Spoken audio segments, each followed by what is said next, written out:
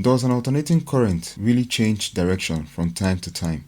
Alternating current is gotten from a voltage source with changing polarity and changing magnitude, unlike the direct current produced from a voltage source with a constant polarity and magnitude. Current flows in a particular direction.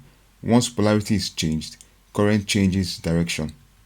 Direct current sources are produced from voltage sources with a fixed polarity and constant magnitude. As can be seen, voltage level remains constant over time. Examples of these sources are batteries, adapters, and power supplies.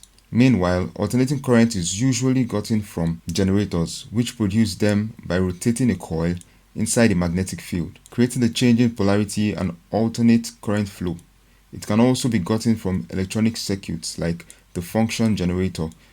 If alternating current is presented in a graph with the voltage drawn against time, we can have different shapes and we can classify them based on their waveforms as sine waves, square waves, and triangular waves. These waveforms are periodic as they repeat themselves at regular intervals. The most popular of these waveforms is the sine wave, which is what we get from our wall outlets in our homes. Two very important terms for alternating current or voltage are period and frequency. Period refers to how much time it takes to finish a cycle. It is measured in seconds. Frequency refers to how many change cycles we do have in a second.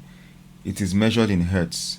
Other properties of the waveform of an AC wave are amplitude is the distance from its equilibrium position to its peak.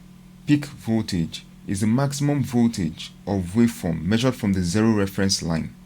Peak to peak is the value measured between crest and troughs, where crest is the highest point on the wave and trough is the lowest point on the wave.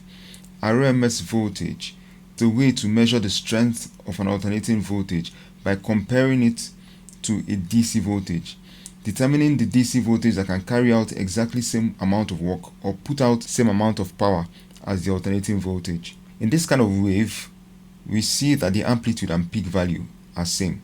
But if you consider same wave but not centered around the zero position, that is with the equilibrium point not at zero but with a DC bias added to it, our amplitude remains same. That is, the distance from the equilibrium position to its peak remains same, but our peak value, the peak voltage, changes as shown.